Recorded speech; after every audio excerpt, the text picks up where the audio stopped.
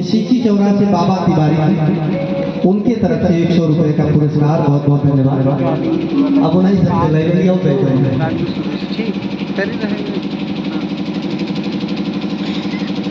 कि अरे नारी के पूजा कुल कहाँ गई पुजारी, केहू न बूझल चारी, केहू न बूझल चारी, नंगा हो खाता नारी, केहू न बूझल चारी, नंगा हो खाता नारी, केहू न बूझल चारी।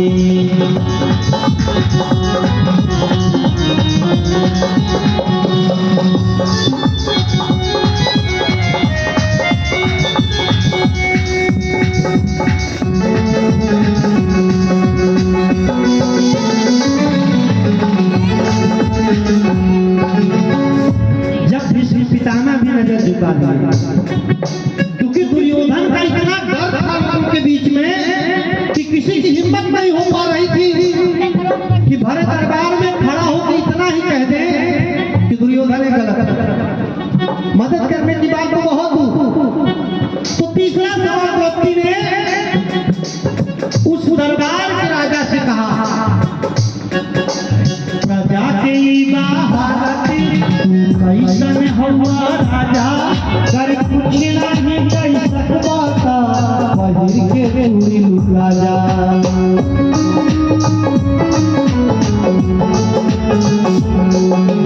प्रजा की भारत तू कैसन हुआ राजा, कर कुछ नहीं कह सकता, बहिर के चूड़ी लुटा जा, कर कुछ नहीं कह सकता, बहिर के चूड़ी लुका जा।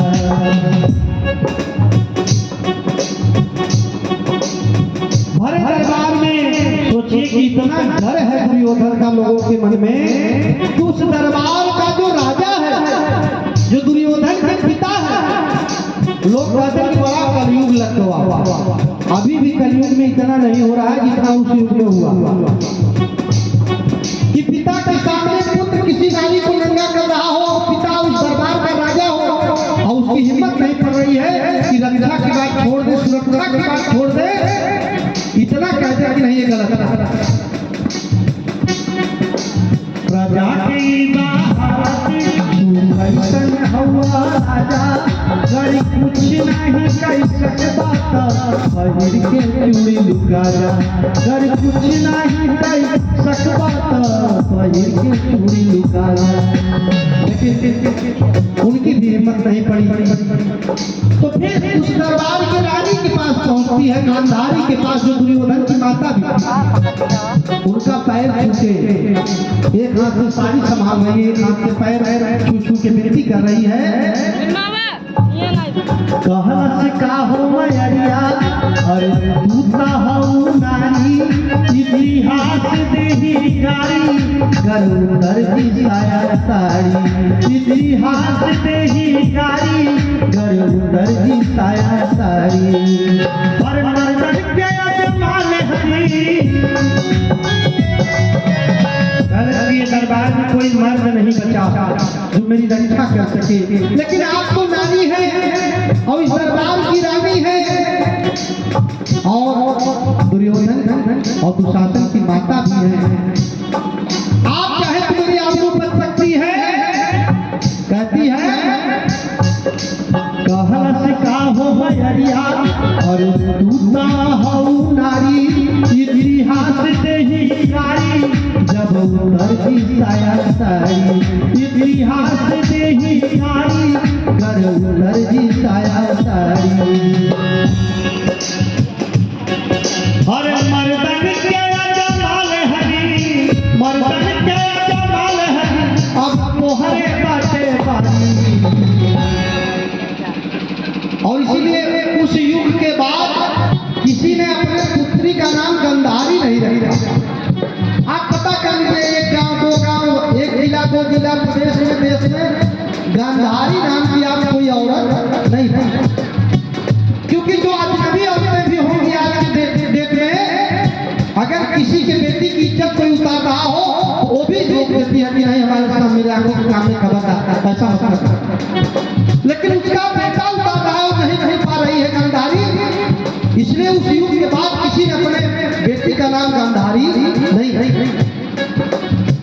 और इतना कह के रोने लगी द्रौपदी, और रो के अपनी आबरू की गुहार लगा रही है। तो दुर्योधन बड़ा तेज से हंसा कि मैं अपने अपमान का बदला सही सही चुका रहा हूं। दुर्योधन हंसी कहा से द्रौपदी ने कहा कि हे माता, अगर आप मेरी आबरू नहीं बचा सकती तो कम से कम इस दरबार की रानी है, इतने लोगों के बीच में आपका पुत्र मुझे नजर न करे। इस सभा जो लगी है उसको हटवा दीजिए, उठवा दीजिए। लेकिन दुर्योधन का इतना डर था लोगों के मन में, किसी की हिम्मत नहीं हो पा रही थी। दुर्योधन हंसी कहा से सभा नहीं उठवाई, और नंगा करके जंघा पर आज होके बैठाई। दुर्योधन हंसी कहा से सभा नहीं उठवाई, और नंगा करके जंघा पर आज होके बैठाई। इतना बतिया सुन के, इतना बतिया सुन के बोलबा गदाधारी भीम से बर्दाश्त नहीं हुआ और खड़ा हो गया भरे दरबार में और कहा कि जिस जगह पे बैठाने की बात कर रहा है, आज मैं शपथ ले रहा हूं कि युद्ध में तेरा दोनों जंघा तोड़ दूंगा।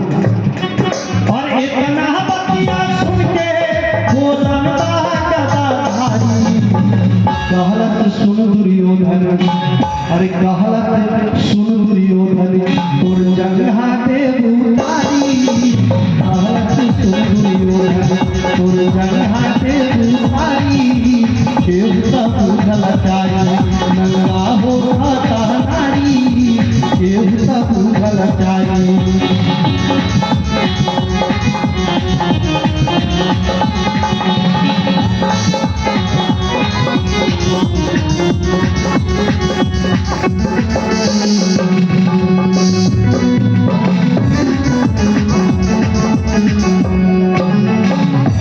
जब पूरे दरबार में किसी की हिम्मत नहीं हुई कि दुर्योधन के सामने खड़ा होकर